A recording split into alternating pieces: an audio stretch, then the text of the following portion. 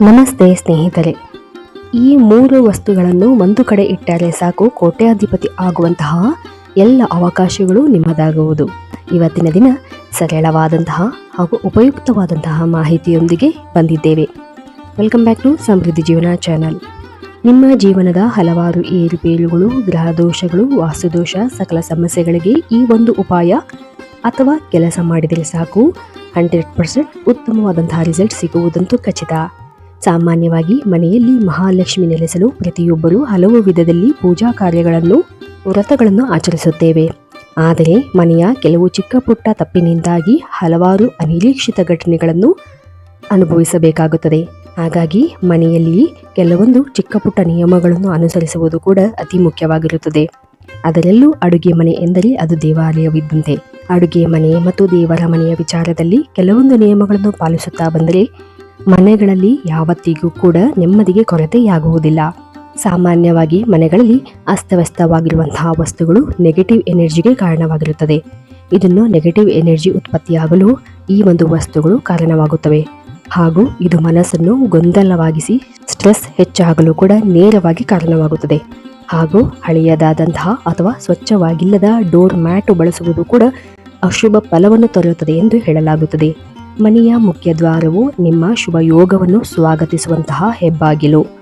ಇದು ಹೆಚ್ಚು ಆರೋಗ್ಯಕರವಾಗಿ, ಸ್ವಚ್ಛವಾಗಿ, ಸುಂದರವಾಗಿದ್ದಷ್ಟು ನಿಮ್ಮಲ್ಲಿ ಉತ್ತಮ ರೀತಿಯಾದಂತಹ ಬೆಳವಣಿಗೆಗಳು ಕಂಡುಬರುವುದು. ಹಾಗಾಗಿ ಯಾವಾಗಲೂ ನಿಮ್ಮ ಮನೆಯಲ್ಲಿರ್ತಕ್ಕಂಥ ಡೋರ್ ಮ್ಯಾಟ್ ಆಗಲಿ ಅಥವಾ ಮನೆಯ ಮುಖ್ಯ ದ್ವಾರವಾಗಲಿ ಯಾವಾಗಲೂ ಸುಂದರವಾಗಿ, ಸ್ವಚ್ಛವಾಗಿಡುವುದು ಕೂಡ ಮುಖ್ಯವಾಗಿರುತ್ತದೆ. ಹಾಗೂ ಮನೆಯ ಲಿವಿಂಗ್ ರೂಮ್ ಅಥವಾ ಹಾಲ್ನಲ್ಲಿ ಅಂದರೆ ಆಲಂ ಅಥವಾ ಸ್ಫಟಿಕದ ಚೂರನ್ನು ಇಡುವುದರಿಂದ ಇದು ನೆಗೆಟಿವ್ ಎನರ್ಜಿಯನ್ನು ರಿಮೂವ್ ಮಾಡಿ ತೆಗೆದುಹಾಕಿ ಮನೆಗಳಲ್ಲಿ ಒಂದು ಪಾಸಿಟಿವ್ ಎನರ್ಜಿ ಹಾಗೂ ಉತ್ತಮವಾದಂತಹ ವಾತಾವರಣದೊಂದಿಗೆ ಸಂಪತ್ತು, ಸಮೃದ್ಧಿ ಮತ್ತು ಶಾಂತಿಯನ್ನು ಆಕರ್ಷಿಸಬಲ್ಲಂತಹ ಒಂದು ಅದ್ಭುತವಾದಂತಹ ವಸ್ತುವಾಗಿದೆ. ಹಾಗೂ ಮನೆಯನ್ನು ಪ್ರತಿನಿತ್ಯ ಒರೆಸುವಾಗ 2 ಹನಿ ಗೋಮೂತ್ರವನ್ನು ಬಳಸಿದರೆ ದೈವಿಕ ಆಶೀರ್ವಾದ ದೊರೆಯುತ್ತದೆ. ಇನ್ನು ಮನೆಯ ವಾಸ್ತುದೋಷ ನಿವಾರಣೆಗೆ ಹಾಗೂ ಗೃಹ ದೋಷ ನಿವಾರಣೆಗೆ, ಮನೆಯಲ್ಲಿ ಆರ್ಥಿಕ ಅಭಿವೃದ್ಧಿಗಾಗಿ ನೀವು ಇವತ್ತಿನ ದಿನ ನಾವು ಹೇಳುವಂತಹ ಈ ಒಂದು ಚಿಕ್ಕ ಉಪಾಯವನ್ನು ಮಾಡಬಹುದು.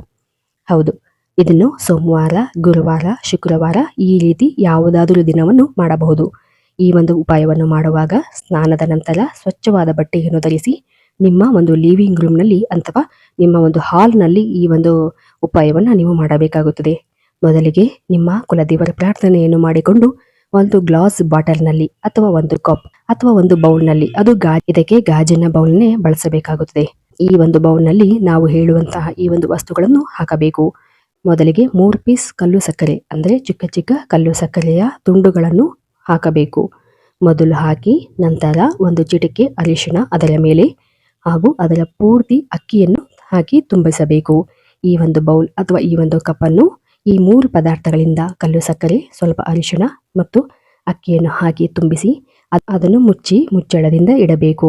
ನಂತರ ಇದನ್ನು ನಿಮ್ಮ ಉತ್ತರದ ದಿಕ್ಕು ಅಥವಾ ಪೂರ್ವ ದಿಕ್ಕಿನಲ್ಲಿ ನಿಮ್ಮ ಮನೆಯ ಲಿವಿಂಗ್ ರೂಮ್ನಲ್ಲಿ ಅಥವಾ ಹಾಲ್ನಲ್ಲಿ ಸ್ವಲ್ಪ ಎತ್ತರದ ಜಾಗದಲ್ಲಿ ಇಡಬೇಕು. ಯಾರು ಪದೇ ಪದೇ ಮುಟ್ಟದೇ ಇರುವಂತಹ ಜಾಗದಲ್ಲಿ ಇದನ್ನು ಇಡಬೇಕು.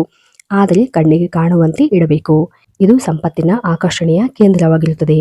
ನಿಮ್ಮ ಮನೆಗಳಲ್ಲಿ ಇರ್ತಕ್ಕಂಥ ಯಾವುದೇ ರೀತಿಯಾದಂತಹ ಸಮಸ್ಯೆಗಳ ನಿವಾರಣೆಗೆ ಅದ್ಭುತವಾಗಿ ಪರಿಹಾರವನ್ನು ಇದು ನೀಡುತ್ತದೆ. ಹಾಗೂ ನಿಮ್ಮ ಜೀವನದಲ್ಲಿ ನೆಮ್ಮದಿಯನ್ನು ತರಬಲ್ಲ ಅದ್ಭುತವಾದಂತಹ ವಸ್ತು ಇದಾಗಿದೆ. ಹಾಗೂ ಇದನ್ನು ತಿಂಗಳಿಗೊಮ್ಮೆ ಅಂದರೆ ಶುಕ್ರವಾರ ಮತ್ತೆ ಬದಲಾಯಿಸಿ ಇದರಲ್ಲಿ ಇರ್ತಕ್ಕಂಥ ಪದಾರ್ಥಗಳನ್ನು ನೀರಿಗೆ ಅಥವಾ ಮಣ್ಣಿಗೆ ಹಾಕುವುದು ಉತ್ತಮ.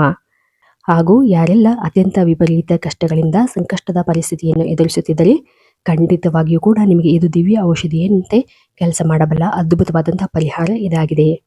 ಇದರಲ್ಲಿ ಬಳಸುವ ಪ್ರತಿ ವಸ್ತುಗಳು ಕೂಡ ಶಾಸ್ತ್ರಗಳ ಪ್ರಕಾರ ಅತ್ಯಂತ ಮಂಗಳಕರವಾಗಿರುವಂತಹದ್ದು. ಸಮೃದ್ಧಿಯನ್ನು ಮನೆಗೆ ತರಬಲ್ಲಂತಹ ಅದ್ಭುತವಾದಂತಹ ಪದಾರ್ಥಗಳು ಇವಾಗಿದೆ. ಇದು ನಿಮ್ಮ ಜೀವನದಲ್ಲಿ ನೆಮ್ಮದಿಯನ್ನು ಹಾಗೂ ಹೊಸ ಅವಕಾಶಗಳನ್ನು ಹುಡುಕಿಕೊಂಡು ಬರುವಂತೆ ಮಾಡುತ್ತದೆ. ಹಾಗೂ ಮನೆಯಲ್ಲಿರ್ತಕ್ಕಂಥ ವಾಸ್ತುದೋಷ ನಿವಾರಣೆಗೆ ಹೆಚ್ಚಿನ ಪರಿಣಾಮಕಾರಿಯಾಗಿ ಕೆಲಸ ಕೂಡ ಮಾಡುತ್ತದೆ. ಹಾಗೂ ಈ ಎಲ್ಲ ಪದಾರ್ಥಗಳನ್ನು ಭಕ್ತಿ ಶ್ರದ್ಧೆಯಿಂದ ಪೂಜಿಸಿ ನಂಬಿಕೆಯಿಂದ ಮಾಡಿರುವಂತಹ ಈ ಒಂದು ಪರಿಹಾರ ನಿಮಗೆ ಒಳಿತನ್ನು ತರುತ್ತದೆ. ಇವತ್ತಿನ ದಿನ ಹೇಳಿರುವಂತಹ ಈ ಒಂದು ಸರಳ ಸುಲಭ ಮಾಹಿತಿ ತಮ್ಮೆಲ್ಲರಿಗೂ ಇಷ್ಟವಾಗಿದ್ದಲ್ಲಿ ದಯವಿಟ್ಟು ನಮ್ಮ ಚಾನಲನ್ನು ಸಬ್ಸ್ಕ್ರೈಬ್ ಮಾಡಿ ಮತ್ತು ಲೈಕ್ ಮಾಡಿ. ಧನ್ಯವಾದಗಳು.